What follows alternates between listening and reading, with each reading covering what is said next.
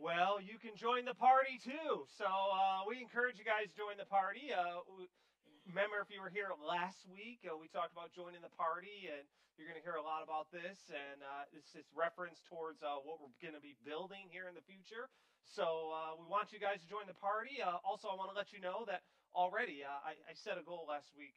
We need like $300,000 to start doing the ground, tearing up the ground, doing all that stuff, all that. The sewage stuff, all that stuff that's in the ground. I don't know. I'm not a construction guy, but we already have 50,000 towards that. So people have given for that. So that's amazing. Thank you very much. We appreciate you guys. We encourage you guys to continue to join the party. And Davis, a lot of you guys don't see Davis. He's hiding in the broadcast room, but he is an amazing, amazing young man at this church. He's been here a long time, and he is just impressive young man. So if you see him, stop him. He'll probably be embarrassed I'm even saying this, but that's okay. We love you, Davis. He's back there on the camera. So, yeah, he does a great job. But, hey, now I'm pointing him out. I'm sorry, Davis. But we're glad you guys are here. It's all about Jesus, period. He's who matters, and we love him. And thank you for attending with us out on the broadcast. All you guys watching out there, Davis is one of the guys. There's many people on the broadcast, so I don't want to leave anybody out, but there's a lot of awesome people. But Davis is one of them. He runs the camera for you, so you can give him a shout out on the chat. Hey, great job, Davis. But also, thanks for attending out there on the patio, if anybody's out there. Oh, yeah, good morning. Yeah, and thanks for attending and driving if you're out in your car or listening. And thanks for attending in here. Good to see you guys. Yeah. Woo!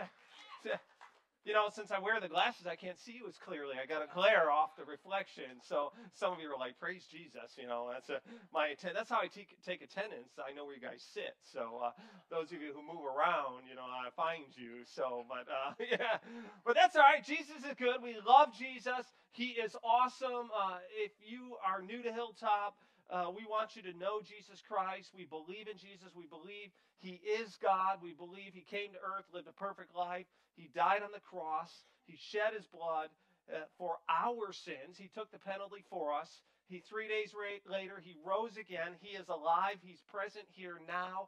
And if you will give him your life, he will forgive you of your sins, and you can walk in obedience to him, and his spirit will be inside of you, and you will be his living temple, and you can be a living sacrifice to him. And we can go on and on, start reading the Bible. But we want you to know Jesus, so give your life to him. We want you to know him. We're happy to talk about him.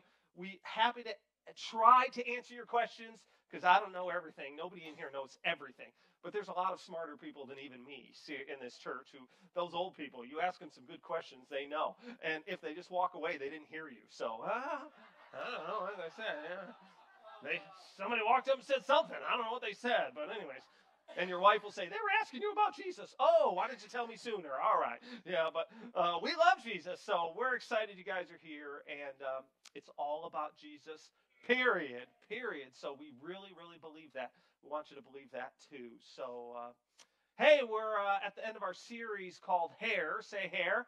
Hair. Yeah. Whoa, some of you bald guys are happy. But last week was your week, so I gave something for you last week. But we're at the end. Next week, we're going to start a new series called Sabotage. Sabotage. So you need to come and hear that. But this week, we're finishing up hair. And I was curious how often you get your hair cut. Think about it. How often do you get, if you're bald, you never do. But anyways, how many of you get your hair cut like every 6 weeks or longer? Is there longer? Some of you ladies, I don't know, maybe go longer. Maybe you're bald, you go longer. I don't know. You get your hair cut. How many get your hair cut every 4 weeks? Every 4 weeks? Any 4-weekers out there? Okay. How about 2-weekers? Any 2-weekers? Yeah? Not tweakers, 2-weekers is what I said. But, some of you are like, am I supposed to admit that in church? No, you're not supposed to admit that in church. Get right with Jesus. All right. So, you got any 1-weekers? Any 1-weekers? No? Okay, none of us. I know a guy. He goes to our church. He'll be at the next service, so he doesn't know I'm talking about him yet. But he gets a haircut, or he was getting his haircut every 2 weeks. And I'm like, man, you got short hair. When are you getting a haircut? And he said, well, it took me a while to work up the nerve to ask my stylist out. So They're married today, by the way. They're married today. So it worked for them. So single guys, I don't know. It's just, you get a good-looking stylist and just keep going back. So, work up that nerve. So she's like, boy, this guy comes in a lot. That's because he likes you. Anyway, so, but we're talking about a guy in the Bible named Samson. Say Samson. Samson. He is the biblical bodybuilder. So, he's he is,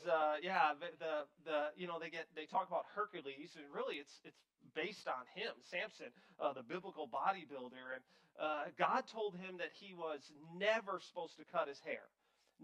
Can you imagine that? Never supposed to cut. Can you imagine the church people? What's wrong with your son? Cut his hair. The old school people. It's touching his collar. He's not going to heaven. I don't know if you've been around a while. So, yeah, some of you remember that. Some of you don't. Praise Jesus, you don't remember that. But anyways, right? We get crazy. I guess he's part of the 90s metal band era or something. But so Samson can never cut his hair. Never cut his hair. And he was a guy set aside for God, for his glory. But he wasn't the best in obedience. But let's just read it. If you have your Bibles, open up to Judges. There's white Bibles out there, by the way. Might not be right in front of you, but they're around there. If you need a Bible, we want you to have a Bible. Take that home. You're free to have that Bible. But Judges chapter 19, Judges chapter 16, verse 19. So dyslexia kicks in every now and then. I'm sorry. But Judges chapter 16, verse 19, it says this. Delilah lulled Samson to sleep with his head in her lap. And then she called to the men to shave off the 7 locks of his hair. In this way, she began to bring him down, and his strength left him. I mean, how hard of a sleeper is he that he doesn't realize he's getting a haircut while he's sleeping, right? I mean, this shows a little bit of arrogance just in itself. Verse 21, jump down to verse 21. It says, so the Philistines captured, Philistines are the evil guys, the bad guys. Ooh, he's this cool. So the Philistines captured Samson and gouged out his eyes. Ouch! They took him to Gaza, where he was bound with bronze chains and forced to grind grain in the prison. So a grinding wheel, you're chained to it. You got to walk in circles. So some of you feel like your life is just going in circles. Imagine chained to a grinding wheel, and your life is in circles, and he's blind. His eyes have been gouged out. I always wonder, how do they do that? They take a spoon and just... Can you hand me those? Yeah, Woo, thank you. Thank you very much. Yeah, that's right. You need to plan things and they work perfectly, and you plan other things and it goes totally awry. But thank you very much. I appreciate that. So I need these or my eyes would be gouged out. Anyways, right? I mean, talk about the price of a haircut. We think haircuts are expensive.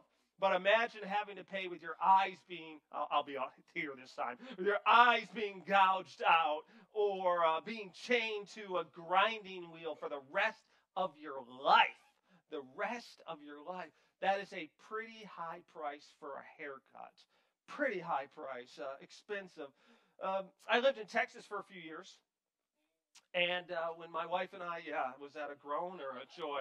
I didn't hear woo, I heard anyway, so it's all right. I said a few years. So lived in Texas for a few years, had to find a new place to get my hair cut. It's not like I have a lot, but, I still got to get it trimmed. And so I tried a local barber where we were living, and went in there and sat down. Everything was going good, get my hair cut. Barbershops, that's where men go to gossip. So I was hearing all the gossip. And all of a sudden, at the end of the haircut, the guy takes some shaving cream out. I'm like, oh, what's going on? And he puts shaving cream around the sides of my ear and down back here, the hair and everything. I'm like, well, this is different. I'm not sure what's happening. And then he pulls out that old-fashioned straight razor, that thing. And I was like, I've been to the barber a long time, never seen one of those. I don't remember asking for a shave or anything. What is going on? And he shaved my head from like an inch above my ear all the way around to the back of my head on both sides. And I was like, what just happened? And I paid for that. And I went home and my wife said, what happened? And she laughed and laughed and laughed. She's still laughing about that haircut. And I was thinking, what do they do in Texas? This is not how you cut hair. I don't know what's going on. And so a few months went by, a few weeks went by. I went back to get my hair cut, and guess what I did? Went to the same barber. Yeah, same barber. A, I'm cheap, and B, he was close. So, went to the same barber. But I went with a plan. I was prepared this time. And so I sat down in the chair, and he's like, how you want it cut, Sonny? Actually, it's how you want it cut, Sonny? Anyway, yeah, so ding, so, all right. And I said, no shaving. No shaving cream, no shaving around the ears. All right, Sonny. And he went and started cutting my hair, but he did not listen. And he shaved a 1-inch line around my head again. I said, it's just starting to grow back from last time. What are you doing? I go home, and Kim laughs and laughs and laughs. And she says, you're a moron. Well, how many times you got to learn, right? Had to get my hair cut a couple weeks later.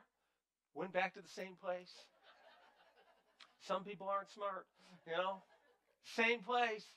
But I was really ready this time. I told him in the beginning, no shaving around the ears. Okay, Sonny. And I thought, he didn't listen. So then I waited. He pulled out the shaving cream. I said, no. Put up my hands. No shaving cream. No, I don't want to cut around the ears. He said, oh, no shaving cream. I said, no, I don't want that stuff. He said, okay, no problem. So he dry shaved me. Whew, sometimes it takes a while. I did not bring pictures of that, by the way. My wife has plenty. So, it's just, it was horrible. Sometimes we are slow learners, right? Have you ever been a slow learner? Yeah, you're married. You have been. So, you didn't listen to everybody, right? Slow learner. Samson was a guy who was a slow learner. And some of us do things the hard way, and we think, oh, it went bad the first time, but the second time will be completely different. I can handle it the second time. No, you can't, stupid. That's what God's telling you. No, you can't, right? But we don't listen. Samson was called by God to be a judge of Israel. Now, that's not a guy who sits in the black robe and sits with a gavel up on the booth and says, guilty, innocent. That's our interpretation of a judge. The judge in the biblical times was a military leader. So basically what their job was to free the Israelites from oppression from their enemies. The Philistines were coming in and oppressing. They were taking over the Israelites. They were stealing their food. They were stealing their people as slaves, taking them back. And so Samson was raised up by God to free the Israelites from that, to lead the people to follow the one and only God, Jesus Christ, and to stop the oppression from the people. And he was called to do this before he was even born. Well, that's a pretty good calling, right? God calls you before you were even conceived. There's not many people who were called before they were conceived. And yet Samson was one of them. It says this in Judges chapter 13, verse 5. God is speaking to Samson's mother. He says, you will become pregnant and give birth to a son. And listen to this. This is interesting. It's a weird thing.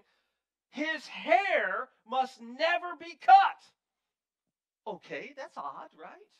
God's pronouncing the birth of a child, and he throws this little nugget in there. His hair must never be cut. All the church people went, oh, they're not really religious, right? No, they are, right? His hair must never be cut. For he, Samson, will be dedicated to God as a Nazirite from birth. He will begin to rescue Israel from the Philistines. So God does two things. His hair must never be cut, and he says he's going to be a Nazirite. Now, what's a Nazirite? That's someone from Nazareth. No, I'm just kidding. That's not what it is, right? A Nazirite is a special vow that some people in the biblical times, not everybody, some few people would take before God. And basically, there's three rules a Nazirite has to follow. This is why not everybody takes the vow. One rule is they could never touch anything dead.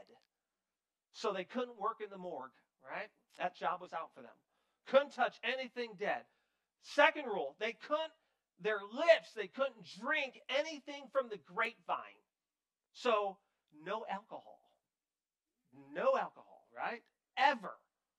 Ever. Some of you are like, but it's a good rule in church to stay away from that stuff anyway. So it's a good rule out of church too, right? Nothing positive comes from it. So that's my pastor 2 cents. Anyway, so no alcohol. And the third rule is, what is the third rule? Oh, yes, I know what it is. No cutting your hair, right? You could not cut. So they were hippies, all of them, right? They're sober hippies who don't touch dead people, right? I mean, this is what they were, right? And so God says, this is what they're supposed to do.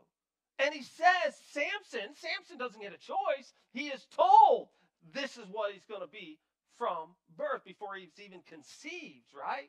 Because, Samson's mother went home to her father and said, we're going to have a son. And the father said, oh, we are. And she said, that's what God said. And he said, all right, let's get to it. Yeah, he was happy about that. Samson grows up. He's a man now. Judges chapter 14, verse 1. He's a grown man now. Time went on.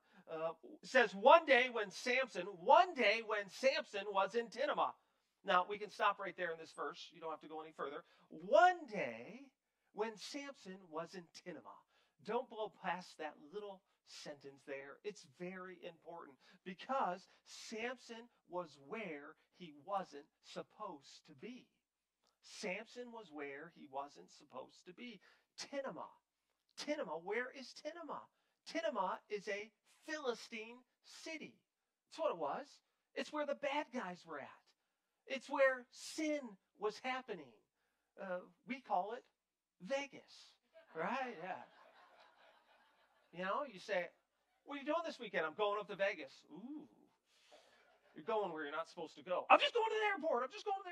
Anyways, right? Yeah, sure you are, right? Right? Tinamah. It's where we're not supposed. Actually, I shouldn't pick on Vegas. It's across the water over there. It's called California. Not supposed to be there. Yeah, that's really, sin is happening over there. I don't know what's happening, right? Move to Arizona and become an American. I don't know. Yeah, so. Tinamah. Yeah, thank you. Yeah, that's right. Yeah, that's right. We love you, Californians. You need Jesus. But anyways, you need Jesus. Anyway, so Tinamah. Samson's where he's not supposed to be. He knows he's not supposed to be there. And the text implies that he's not there by accident. He chose to be there. And it implies that it's not his first time. Let me read it for you again. One day when Samson was in Timnah, it wasn't, there was a day he was there and he found himself there. It was one day when he was there. Oh, there were multiple days when he was there? Oh, yeah, because Samson liked going where he wasn't supposed to go. God commanded in Exodus 34, you can go read this yourself, Exodus 34, God commanded the Israelites not to be hanging out with the Philistines, not to be hanging out with anybody who's not an Israelite. Stay away from those people, God warns. They are wicked, corrupt, and evil people. And if you start associating with them, then your sons are going to marry their daughters, and your daughters are going to marry their sons, and they will lead you away from God. And that is a problem. And if you read through the Old Testament, you see this problem happening even with King Solomon. And it brings a lot of problems when we start marrying non-godly people. And we start hanging around non-godly people. Now, I'm not saying we should build little walls and live in convents and separate ourselves. We have to be in the world, but we have to be aware of who's in our inner circle. Right? Who are the people that we are? There's people we share life with, and there's people that we associate with. You go to work and you associate with people, but you don't share life with them. Who are you sharing life with? This is what God is talking about. Yes, we're supposed to be reaching out, showing the love of Jesus Christ, but he's saying be careful who you begin to become very intimate with. And Samson knew this, and Samson's where he's not supposed to be. Have you ever gone someplace where you're not supposed to be? I just hear the giggles, no admitting. Not me, right? That's the Holy Spirit convicts you. Your mother, I'm sure you heard it from mom, because mom, you supposed to be there? Right? I can hear the neighbors down the street. You supposed to be doing that? Shut up, old lady. I'll call your mother. I know the phone. Okay, I'm sorry, ma'am. I love you. Right? Yeah. Back to the text. One day when Samson was in Tinamah, and here's why he's not supposed to be there, one of the Philistine women caught his eye. You know what that means? Whoa. Check her out. She is. Yeah. Woo, woohoo. Yeah, Samson is looking at what he's not supposed to look at. So he's where he's not supposed to be, and now he's looking at what he's not supposed to look at. I should just ask the women, because I already know the answer for the men. Have you ever looked at something you're not supposed to look at? Yeah, see, I already know the male answer. All the time. And, yeah, right, yes. This is Samson, right? He looks at this woman and he says, whoa, whoa, right? You know how women got their name, don't you? God created Eve, and Adam went, whoa, man. Whoa, oh, okay. There you go. She was named forever. So that's why I have her name. Yeah. Samson sees her, and he sees a fine woman, fresh meat, sparkling joy. Oh, whatever word you want to use. Guys, you've used plenty of them, right? Yeah. And he's like, yeah, look at her. Right? She is beautiful. She catches his eye. She's eye candy. Woo! Every guy did this. And wives, don't get mad, because this is why he married you. Right? Because there was some point he thought that about you. I mean, he still does, but I mean, there was a point when he still thought that about you, right? And what you're seeing is Samson had self-control issues. It's coming up right here in the text. He had self-control issues. He had an appetite for women. Women is his problem. Women aren't the problem. For Samson, his appetite for women is the problem. I mean, this is what's going on. This is what's happening here, right? Samson is supposed to be a godly man, and he's got an issue with looking at the ladies and being consumed by them and desiring to be with them, and he has to have them, and he's driven for that. And not to mention, these are women he's not even supposed to be looking at in the first place. They're Philistine women. I mean, maybe everybody would have said, you're looking at a good Jewish girl? Okay. You know, just look at him with a shtickle, but not too much more, right? And he's going over. And the reality is the same problem as today. A lot of us have self-control issues, and it could be women. Doesn't have to be. It could be food. It could be money.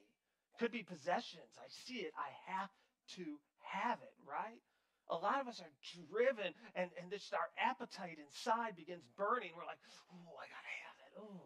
And so we go to places we know we shouldn't be going, and we look at things we know we shouldn't be looking at. We're just like this, right? I mean, think about it. A lot of kids in the church do what I like to call missionary dating. Missionary daters out there, right? This is when we go and date people who are not believers in Jesus. We're a believer in Jesus, and we go, whoo, that woman is fine. I'm going to date her. And we know we're not supposed to, but we go and date the woman, and what do we say? I'm going to bring him to church. They'll believe in Jesus eventually. I mean, look how good looking he is or she is. Of course they're going to. I mean, God would not give me this fine piece of candy or, whatever we're calling it, and hold that back from me. And the reality is, Scripture tells us, Jesus even says, do not marry people who are not of like faith. And we go, why? What? You know what that means when God says don't marry people who are not of like faith? He says equally yoked is what he's talking about. Why? Because he knows it's going to cause a lot of problems. It's going to cause a lot of problems. When we marry someone who's not a believer, and I've been around long enough, and a lot of you have been around long enough, that we've seen people who were a believer in Jesus and married someone who wasn't a believer in Jesus, and it causes all kinds of problems. And typically the person who is a believer ends up falling out of church. And if they don't, it's a constant fight. And then you add children to the mix. And one parent is like, I don't have to go to church. And then you're hearing a mom or you're hearing a dad go, my kids just won't come to church. Well, does your spouse come to church? No, they don't come to church. Well, there's your problem. Because they're watching the other spouse and they're going, well, they get to stay home. Why should I go to church? And let's face it, sometimes we have to make our kids go to church because they haven't matured enough to know that Jesus is that important. And so we have to make them know you're going to go. I tell people, make your teenager go to church. And they go, yeah, but they're going to get mad at me. If you're a friend with your teenager, you're going to have all kinds of problems. They're not supposed to like you anyways. Huh? So take advantage of it. Huh? You're supposed to hate me, so I'm going to make it happen. You're going to church, right? I don't care what you say. Going to church, right? But it happens all the time. Here, let me just give you some advice. You guys are out there, teenagers, you're dating, you're looking for love, you're 20s, wherever you are, I don't know. If you're looking for love, good luck with that. Anyway, so his name is Jesus. Let me just say that. There's only one person you need to date. But, I understand. There's the drive. I get it. God, we have a desire for someone. If you're dating someone and they will not come to church with you, drop them. Don't waste your time. Don't give your heart away before it becomes a problem. If you're dating someone and they find any excuse not to go to church, drop them. Don't give your heart away. You give your heart away, you're locked in, and you're signing up for a whole bunch of trouble. And you end up in my office in a couple of years complaining, why won't he come to church? Or why won't she come to church? I said, did she go before? No. There's your problem. Why expect them to change now? They told you who they were. Why did you compromise? And I'm just picking on the marriage thing. How many of us do it with food? Oh, I'm struggling with my weight. Hey, there's a solution with that. Stop eating. But I'll die. You probably won't. You have enough reserves. So, right? So you'll be all right. I'm not pointing anybody out. I point myself out. I got plenty. We live in America. We all have plenty of reserves, right? We've seen those Ethiopian commercials. Those people are starving. We are not starving, right? Some of you need to stop spending the credit card. Your eyes are so big. I'm in debt. Stop spending your money. That's how you get out of debt. Stop spending your money. You only really need food. You probably need air conditioner. We live in the desert, but you don't need heat though. You can survive. But some of us, we go after things that God says don't do because our appetite is so big. So I'm not just picking on the young people and who they marry. This fits all across the board, right? Be careful. Are we listening to God more and what he says? Because God is trying to save us from a life of headache and pain. But some of us do it the hard way. It does not have to be hard, but some of us make it hard. Why do we do that? Well, because we all think the same thing. I can handle this. I can handle it. You know what? I can go back to the barber, and yeah, he shaved my head, but I can handle it the second time. I'll put that guy in his place. It didn't work out so well. And how many say, oh, I saw a beautiful woman. I can look twice. I can handle it. You're married. You're supposed to stop looking. But we keep looking. I can look twice. And twice leads to 3 times. And 3 times leads to action. And action leads to destruction. And then we sit here and go, what happened? I don't know. I was such a good man. I was such a good wife. What happened? You thought you could handle it. You can't handle it. That's why God said stay away from it. I don't know if you've been paying attention, but how many of you have heard about the Michigan State football coach? You hear about this guy? Yeah.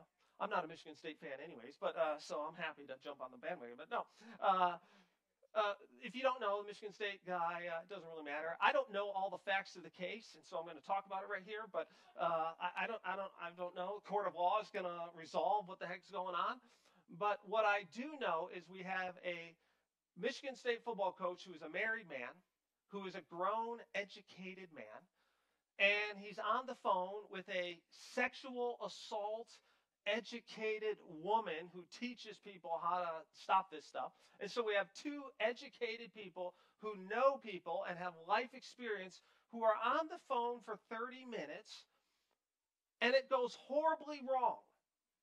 Now, I'm not here judging who went wrong and who didn't. All I'm saying is there's two wise people who were on the phone for 30 minutes and the eventual outcome didn't just happen. A comment was made here. Something was said there. And slowly we began walking down a road that ended at the end of that conversation. And two people who knew better. Two grown adults who knew better. And I understand there's bad things that happen. Again, I'm not making judgment on the case. I'm just saying two people are on the phone with each other and not one of them said, we probably should end this conversation. It's going awry. And one who's a married man, I don't know if the woman's married or not, but clearly they went down a road where I can handle this from two people who knew better. And you know what? I'm not judging them because we're all in the same boat together. How many times have we said, I can handle this? I can handle it. And we went down a road we shouldn't be going, and we were in a place that we shouldn't be at, and we were seeking things that we should not desire. Judges chapter 14, verse 2. Wherever you think you're strong, the devil's going to attack. We probably think about that. Judges chapter 14, verse 2. When Samson returned home, he told his father and mother, a young Philistine woman in Tinamah caught my eye. I want to marry her. Get her for me. Whoa, hello, who are you talking to? Right? Get her for me. Samson wanted what he can't have. He wanted what he can't have. We have a name for children who tell their parents, get that for me. It's called spoiled. It's called spoiled. That's what it is, right? And this is Samson.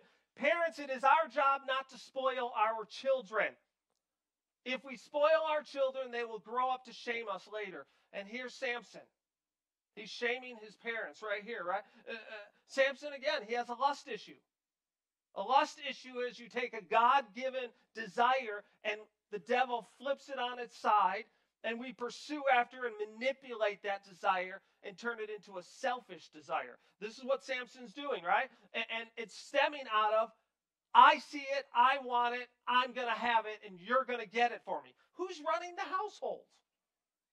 Who are you? I mean, if your child comes in and demands something from you, that's reason number one not to get it for them. No. And if we don't do that, our children are going to grow up to shame us later in life, and we're going to be embarrassed. Oh, yeah, my children are in jail. My children, oh my goodness, their life is falling apart. Oh, I'm raising my children's children. And I'm not trying to run anybody down. If you've been in that boat, you just know what I'm talking about. It's a problem. Parents, we've got to teach our children discipline. We cannot give them everything their heart desires. They're not wise enough to understand some things are destructive. Verse 3, Judges chapter 14, verse 3. His father and mother objected. Isn't there even one woman here in our tribe among all the Israelites you could marry? They asked. Hey, they stood their ground. Good job. Why must we go to the pagan Philistines to find a wife? But Samson told his father, get her for me. Why? She looks good to me. How many times have we gone after stuff that looks good and later we thought, that wasn't so good? Did you ever eat that extra piece of cake and later go, ooh, I shouldn't have eaten that extra piece of cake. Oh, what was I thinking? Right? I mean, yeah, it's the same thing. Now you up it to sexual. That looks good to me. I have to have it. And afterwards, we have a name for it, the walk of shame, right? Oh, what was I thinking? Oh, yeah. I mean, it happens. And God is warning us. He's warning us. And a lot of us reject what our parents told us to do. And the reality is mom and dad eventually went along with it. What? Oh, okay. Well, since you're so animate, I'm going to go along with you and get it for you anyways. Hello? Who is the parent in this home? Who's running the home? Samson disrespected authority, right? He disrespected authority. And where do we grow up? Where do adults grow up learning to disrespect authority? They learn it in their home. I didn't have to respect mom and dad. They didn't do anything. So why do I have to respect the police? Why do I have to respect my boss? Why do I have to respect, handicap parking? Who cares about those people? It's all about me, right? And we grow up this way because mom and dad never said no. And the reality is, mom and dad weren't a person of their word. I encourage you, if you're raising kids, be a person of your word. Don't threaten. If your kids just think you're threatening, you're not going to get anywhere. Let your word be true. If you say you are going to get in trouble and they do it anyways, they better get in trouble. And you better tell them what trouble is. If you do it, I'm going to spank you. Some of you don't like corporal punishment, but, I'm going to spank you. And if they do it, spank them. I know it's hard. It's emotional for us adults. I've had to punish my own children many times and go sit down with my wife, sweating in hot sweats. And I'm a horrible father. And she's had to say, you did the right thing. You did the right thing. And I look at my kids today and I go, praise Jesus, we did the right thing. Man, they're not good kids, but they're not horrible kids either. So, all right. Yeah, it's just, at least learn to respect something. I love you. I'm talking about your brothers and sisters, not you guys. So, anyways, we have to learn. And if we don't learn to respect mom and dad, you're never going to respect Jesus. And let me tell you what, Jesus is a God of his word. Jesus is going to do what he says he's going to do. And Jesus is going to follow through. And it's going to end the way he says it's going to end. And it's worse to live a life outside of the will of God, but it's even worse to lose out on eternal life because we refuse to respect the authority of Jesus Christ in our life. Parents, we got a big job, right? We have a big job, and we've got to do it. And grandparents, you got a big job. It's not over. You still got to teach your grandchildren. You still got to talk to them. Because here's the thing. Grandma and grandpa and grandchildren have a common enemy, mom and dad. They'll listen to you. So you should be speaking to them, right? And here's the thing. God is gracious. God is gracious. Judges chapter 16, verse 22. Samson is on this wheel. He's walking around. His eyes are gouged out, and it makes this little phrase here. But before long, Samson's hair began to grow back. That's a very gracious statement. You know what that means? That while Samson was on the wheel, he started to learn some self-control. He started to learn some discipline, and he started to call out to God.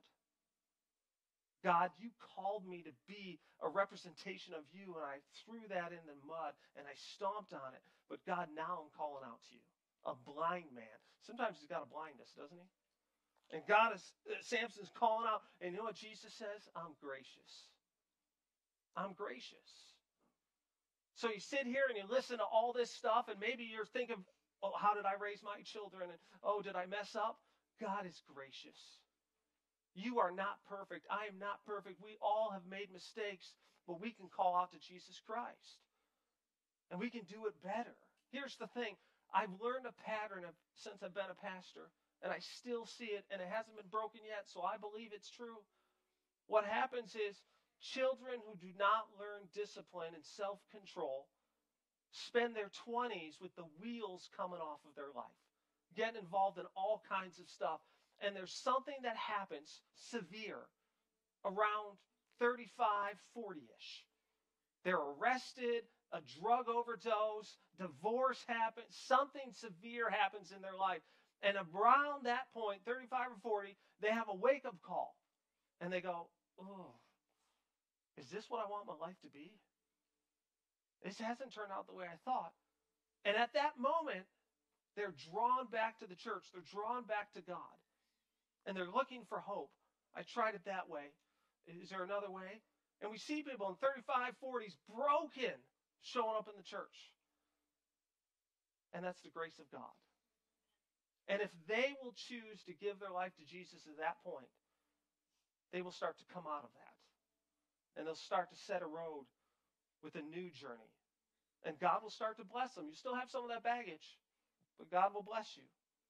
But if the people will not transform and give their life 35, 40, they end up dying way too young. Or the ones who survive, they just live in misery. I feel bad for them. But they've hardened their heart towards God and they refuse to listen to him. That's self-control. That's pride. That's rejecting authority. And let me tell you, we don't have to do it that way. There's a far easier way.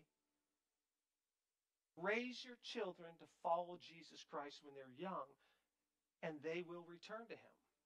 Better yet, they'll stay with him. And they will have a far better life than going through some kind of traumatic tragedy where God is trying to call them back, like getting their eyes gouged out or being chained to a grinding wheel. They can just avoid all of that and live a wonderful life celebrating what Jesus Christ has done for them. Now, I have children. I want them to live that way. I want all of you to live that way. I want your grandchildren, your children to live that way. Choose Jesus. It is a far better choice. And Samson is the poster boy for what not to do. Yet Jesus loved him. And Jesus was gracious to him. And if you messed up, Jesus loves you, and he is gracious to you as well. You just got to call out to him and choose Jesus. Bow your head with me. Close your eyes. Jesus, I just lift everybody up in here, everybody on the broadcast, everybody on the patio, everybody in their cars. I lift them up to you. We are not perfect people. We have made mistakes. And Lord, we can admit that. I encourage you to admit that to Jesus. I've made mistakes. And seek Jesus' forgiveness and his grace. Jesus, we call out to you. We ask you to pour your grace upon us. Pour your forgiveness upon us, your mercy. Jesus, we are nothing without you. You took the price on the cross that we should have taken, that we deserve. So Jesus, we come to you and say thank you, and we choose to put our lives under your authority. It's not too late. You do have days of blessing before you if you will chase Jesus Christ. You can break the cycle for your children or your grandchildren if you choose Jesus Christ. The destiny is not written. Jesus is a gracious God, and he will do whatever he has to do to get your attention. It's far easier just to give him your attention, just to choose him today. If you would like to give your life to Jesus Christ and you've never done it, I encourage you right now, you can pray this prayer. You can repeat after me. Right in your heart, Jesus, I believe in you. Jesus, I choose you. I believe you died on the cross. I believe you rose again. I believe you're alive right now. And Jesus, I ask you to forgive me. I ask you to come in my life. I give you my life, Jesus. Help me to live for you for this moment forevermore. And Lord, show me grace on my past. But Lord, show me the brightness of my future, because it's in you. In the name of Jesus Christ, amen.